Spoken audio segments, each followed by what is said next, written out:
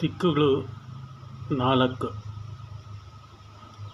ನಾವು ಸೂರ್ಯನಿಗೆ ಎದುರಾಗಿ ನಿಂತಾಗ ನಮಗೆ ಎದುರುಗಡೆ ಇರ್ತಕ್ಕಂಥದ್ದು ಪೂರ್ವ ದಿಕ್ಕು, ನಮ್ಮ ಹಿಂಭಾಗ ಪಶ್ಚಿಮ ದಿಕ್ಕು, ನಮ್ಮ ಎಡಗೈ ಭಾಗ ಉತ್ತರ ದಿಕ್ಕು, ನಮ್ಮ ಬಲಗೈ ಭಾಗ ದಕ್ಷಿಣ ದಿಕ್ಕು. 4 ಮೂಲೆಗಳ ದಿಕ್ಕುಗಳು. 1ನೇದು ಈಶಾನ್ಯ, 2ನೇದು ಆಗ್ನೇಯ, 3ನೇದು ನೈಋತ್ಯ, 4ನೇದು ವಾಯುವ್ಯ. ಉಪದಿಕ್ಕುಗಳು 8: ಉತ್ತರ ಈಶಾನ್ಯ, ಪೂರ್ವ ಈಶಾನ್ಯ,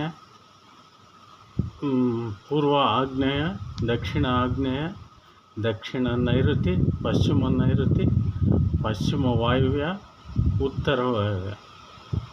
ಇವುಗಳು ಪ್ರಮುಖ ಪಾತ್ರ ವಹಿಸುತ್ತವೆ ವಾಸ್ತುವಿನಲ್ಲಿ. ಇವುಗಳನ್ನು 4 ದಿಕ್ಕುಗಳು ಮತ್ತು 4 ವಿದಿಕ್ಕುಗಳು, ಅಷ್ಟದಿಕ್ಕುಗಳು ಅಂತ ಕರೀತಾರೆ ವಾಸ್ತುವಿನಲ್ಲಿ.